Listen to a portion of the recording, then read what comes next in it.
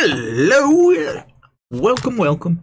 Today we're going to be talking about gear, and it's going to be really clean and cut to the point. Okay, so pretty much, I just want to point out what is good, what's bad, and what people get right and what people get wrong. So, you know the old cab set that was like, this is the set to get. Everybody get this set for cavalry, right? You remember? Yeah, 2 or 3 years ago. Well, guess what? 3-year-old advice is garbage now. Guess what? Fear drums used to be the best thing in the world. Now, puller rings. Puller rings are the best thing in the world now. Because guess what? They made them expensive. They made them extremely expensive. But guess what? If you get them at Mythic, it's 21% in HP and 35 in a max. Cav attack? Yeah, that makes your cav damage do damage in ways that you can't imagine. Now, you might be thinking, what about the gorilla accessories? Yeah, don't waste your time with that. I really don't recommend that. Because, yeah, it gives you HP. Sure, it gives you some defense. Is it better than a cav drum? Yeah, maybe. But, hey, you know, you gotta work on that Eon Axe. And, yeah, that's gonna cost some money. So if you don't have your Eon Axe at Mythic, I wouldn't waste your time doing accessories, guys. One thing at a time. Don't be wasting your time and money on things. So in essence, right, what you want to do is you're now going to be swapping out your Horn Cudgel for an Eon Axe. And get this, you're going to slowly but surely start swapping your Fear Gems for Bull Rings. And you might be thinking, well, fudge, man, I don't want to do that. Why do I have to do that? Well, you don't really have to. There's artifacts. You can go down the artifact path, and you really could maybe ignore it for a little bit. But hey, champ players are a thing, and guess what? You're still going to get completely wiped, even if you have the bullet rings anyway. So you either get champ pieces or you get a bullet ring. It's up to you, but ultimately the end result will always be the same. So where you stand on this is really kind of up to you. I can tell you a lot of pay-to-win players are usually just kind of an argument of, well, okay, if that's the case, I'll just go get champ pieces. And yeah, everybody knows where that goes. That's $60,000 down the drain. So make your choices. But I can recommend the one change that I would make in this set is get the Eon Axe first. That's what I'm going to do. This is what my calf gear is going to look like. Eventually, we're going to work on getting those HP jewels all the way up. Not quite there yet. We're working there. But that's what you want to get for cavalry. Now, you might be wondering, what about infantry? Well, as the old saying goes, if you got winter mitts in your offhand for infantry, chances are you probably aren't a very good YouTuber. You're also probably questionable, and frankly, I don't know. What do I know, right? Now, you know, I can tell you for an offhand, there are some choices that make sense and some choices that don't make any damn sense at all. I can tell you that the Terror Lash is no longer a useful tool. The Ghastly Cane is in fact a better option here, but the problem with the Ghastly Cane is like any other gear piece in the game, it's gonna cost you some rares, buddy. It ain't cheap. But like all things, it's only 7 books, so hey, it's possible. It can be done. It takes time, but it can be done. That's the main thing. So you can in fact get a Ghastly Cane. Believe it or not, you will in fact get a Ghastly Cane. It is actually possible to get this thing to Mythic. I really do. I think it's possible. You can see I've even got 5 embers ready for it. It's just a matter of when. It just takes time. But like anything. Okay, what about your offhand, right? You get the Ghastly Cane. What about that damn offhand? You're not going to continue using mitts, right? Well, of course, you know, naturally, you can see I'm using boils.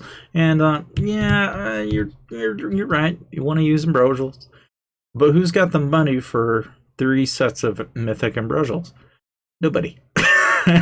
So you're really pushing your luck if you think you're going to have more than one. I recommend doing one and then working on another and then working on another. But don't be trying to do all 3 at once. The people that are trying to do all 3 at once, you're doing it wrong. Quit doing that. You're hurting yourself. Quit doing that. That's bad news. Okay, but now if you're thinking offhands, right? Now, I haven't even made it yet. Because like anything, I recommend you work on one piece, you build the other. You don't try to do them both at the same damn time. You never ever do that.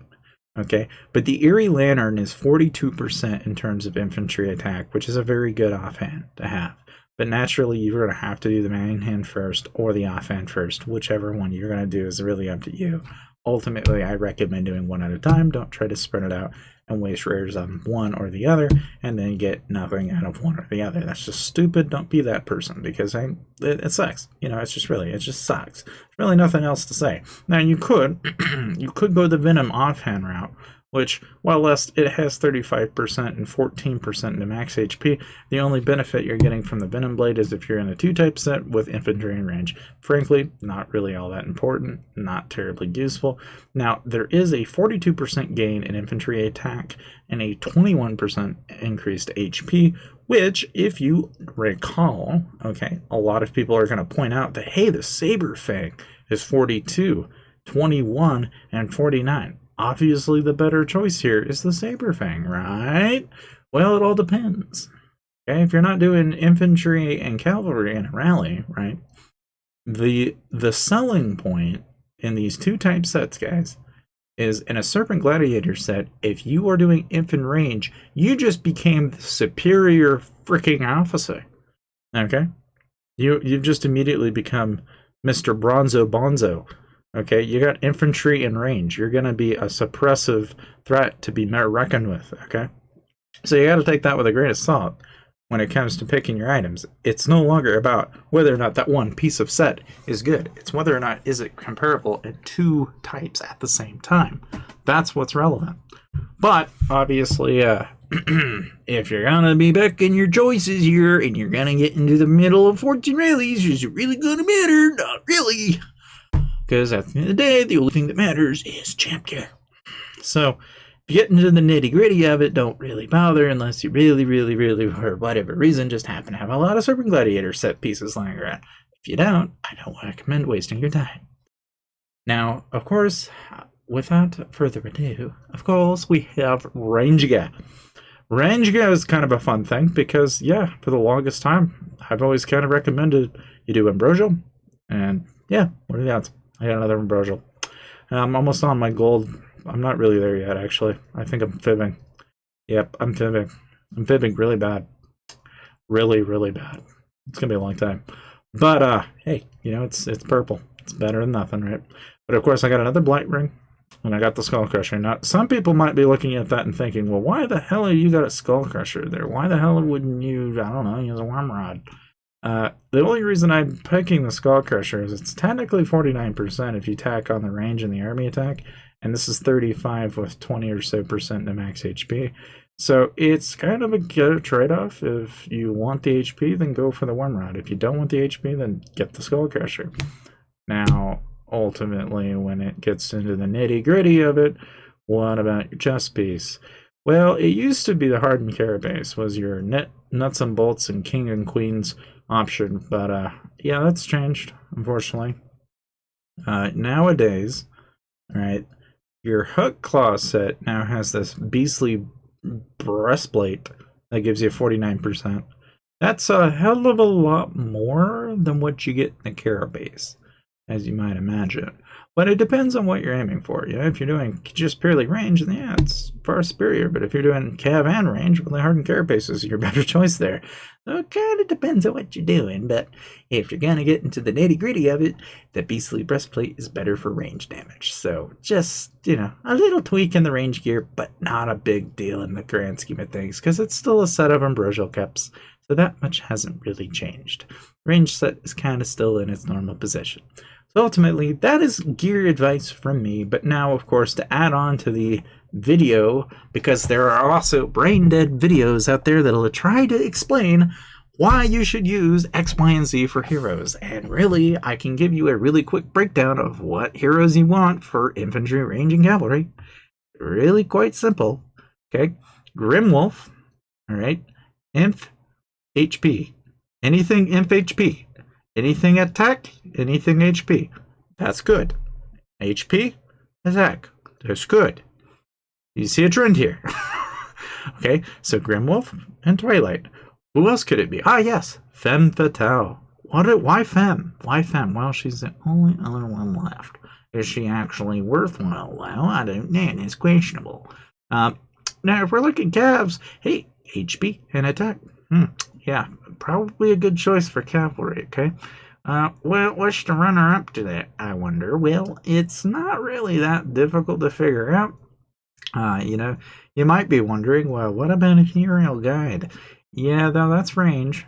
Yeah, you don't really care about range right now, guys. Well, what about Grove Guardian? Well, that's range again. Sorry, you're getting closer. What about Vengeful Centaur? Well, that's kind of like that's like our buddy old pal Femme Fatale. Not quite, but close. What about Master Cook? Again, range. You know, you're not. You know, you're getting closer. You know, what about Pegasus? Well, that's Emphacan. So yeah, yeah. If you missed out on it, well, yes, right. What about Prince of Thieves? Oh well, don't think so. What about Boommaster?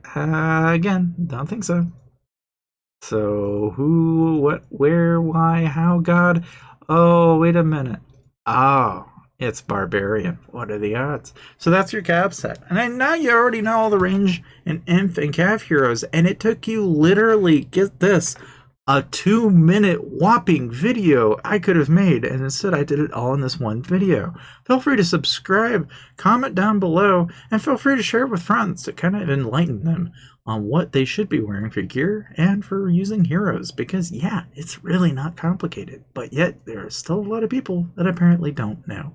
So thank you guys for watching, and feel free to subscribe.